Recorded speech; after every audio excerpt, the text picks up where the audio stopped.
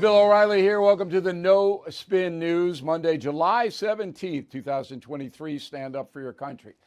First of all, on Friday, I had Mohs surgery. Not Moe, Larry, and Curly, but Mohs on my skin. All right, it's right here. A little Band-Aid over the stitches. So the problem is that I had to move my earpiece from here to here. All right, so you might see a little wire sticking out or whatever, and it's a little muffled. Now, we got Geraldo Rivera coming up, and he promises me he's going to be very bombastic today so I can hear every word he's saying. I'm going to tell you at the end of the program what this is all about and why you should pay attention to my surgery, because you don't want to have it. And with the sun and all of that, my God.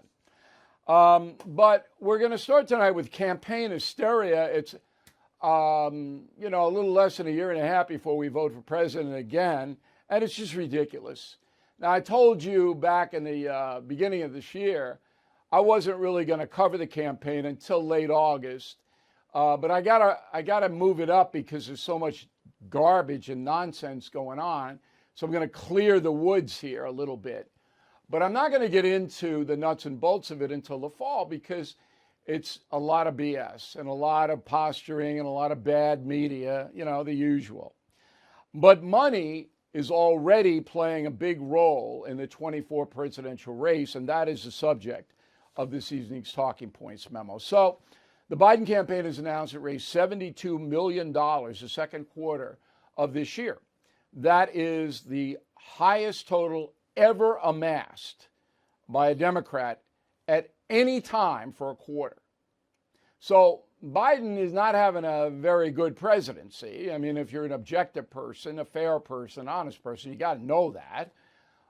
Yet the money is flowing in. There is a reason for it, and I'm going to tell you that in a moment. So the Biden campaign says about 400,000 people have given him money. But most of this money is coming from the progressive left.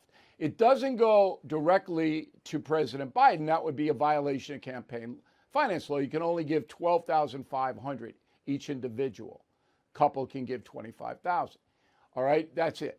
Goes to political action committees that act on behalf of Biden. Same thing on a Republican side. So here are some of the fat cats that are donating big money to Joe Biden to see him get reelected. The biggest is Jeffrey Katzenberg, who is running the Biden campaign. About $900,000 Katzenberg has thrown in there. I'll tell you about him in a moment. Seth MacFarlane, the TV guy, $100,000. Netflix CEO Reed Hastings, $100,000. Marcy Carsey, producer in Hollywood, $100,000. Sybil Robinson Orr, $100,000. Michael Kors, you got the handbags, $50,000. Tory Burch, $50,000. Lin-Manuel Miranda, that's Hamilton, $20,000. Vera Wang, $10,000. Anna Wintour, $10,000. On and on and on and on. So Katzenberg is the big guy, and he is a music mogul. He hangs with Spielberg and very in the Hollywood community, very powerful there. So you have to understand that Hollywood is now 100% progressive. Not all the people in it, but those who run it, all right, are 100% progressive. Now, Joe Biden is the most progressive president in the history of this country. There's nobody even close. Obama would be second, but he's a distant second. Remember, Obama didn't want gay marriage. I mean, a whole bunch of stuff. Yeah, he evolved, but believe me when I tell you, Biden, far and away, way more than FDR, way more. Biden doesn't really have himself a personal philosophy. He just goes with the wind.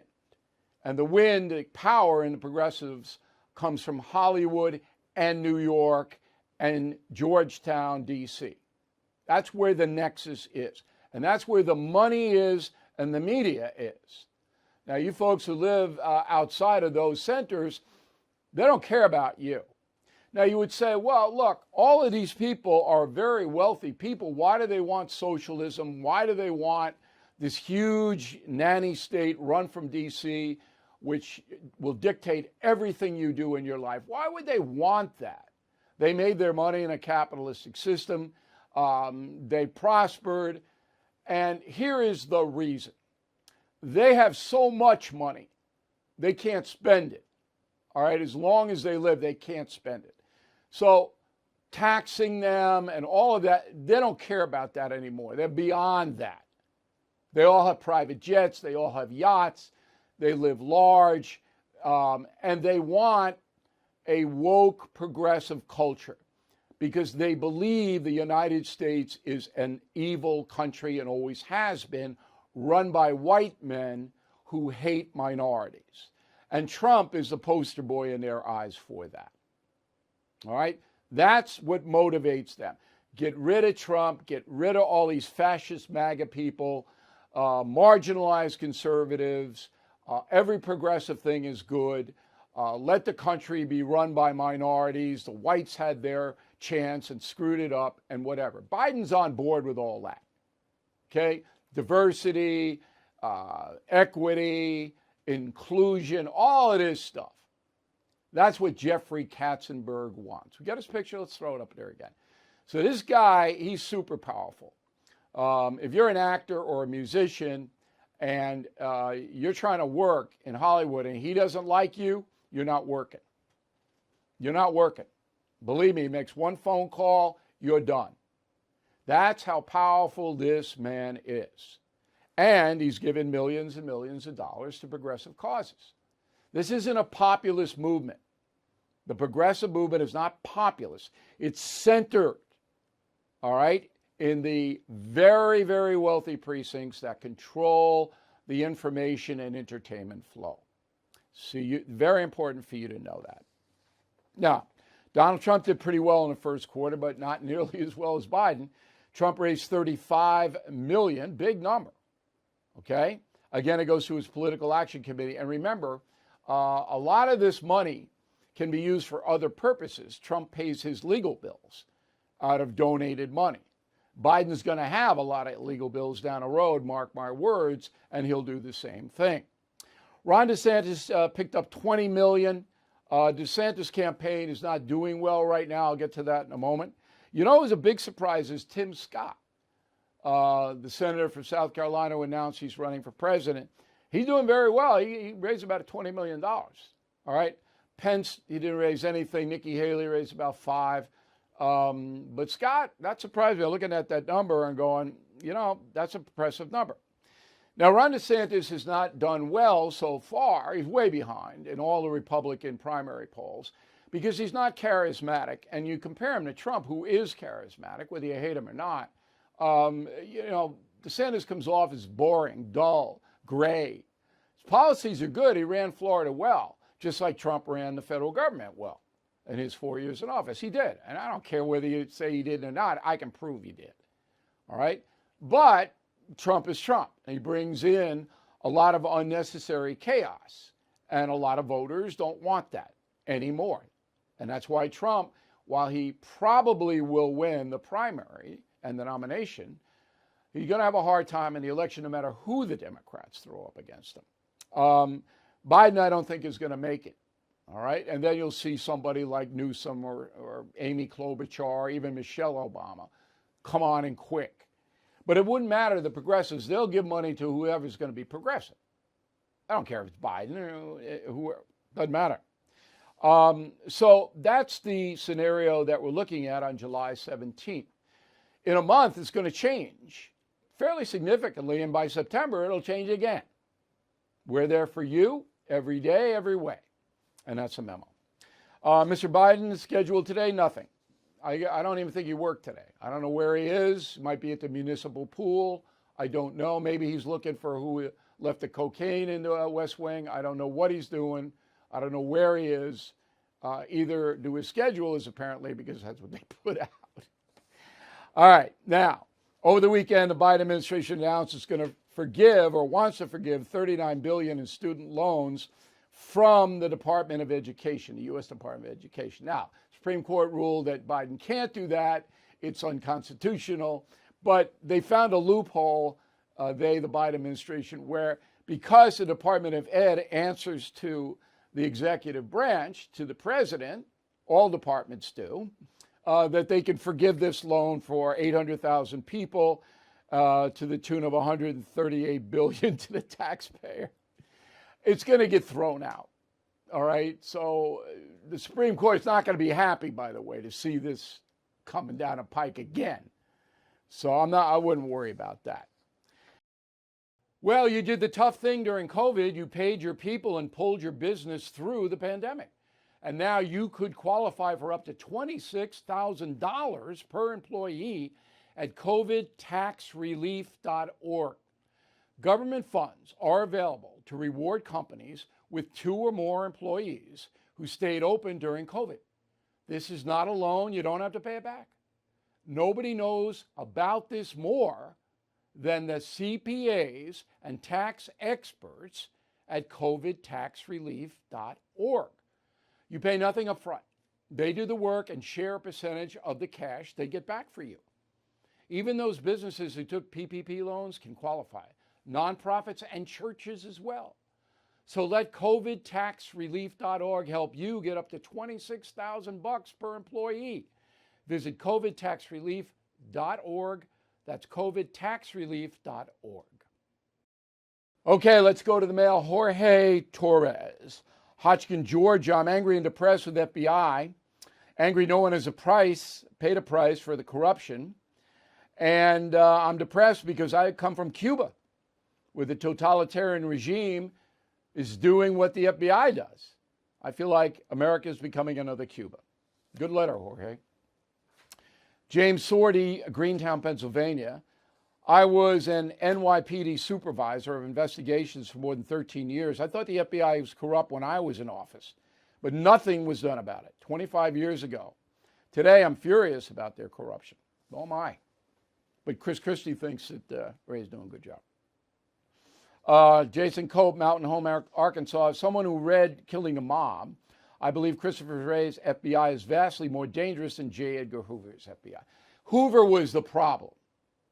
All right, one guy back in Killing the Mob. And if you want to know about the FBI, that's a book to read. Wray is a problem, but there's a lot of other problems. That's the difference. Ed Wayranch, Austin, Texas. On the No Spin News, you listed several corrupt acts by the FBI, including lying to the FISA court. What did the FISA judge do about it? Nothing. Judges really, very rarely do they make public statements. They should have, but I don't know of one FISA judge that did. Leo, if huge numbers of our citizens don't care if the FBI is corrupt, then the crazies have won. We can all sing Bye-Bye Miss American Pie. A lot of apathy. A lot of people don't even know it. They're not paying attention. Concierge member Wayne, thank you, Wayne. Democrat politicians are fine with corruption as long as it serves their ends. I think that's accurate, but it's Republicans too, not just Democrats.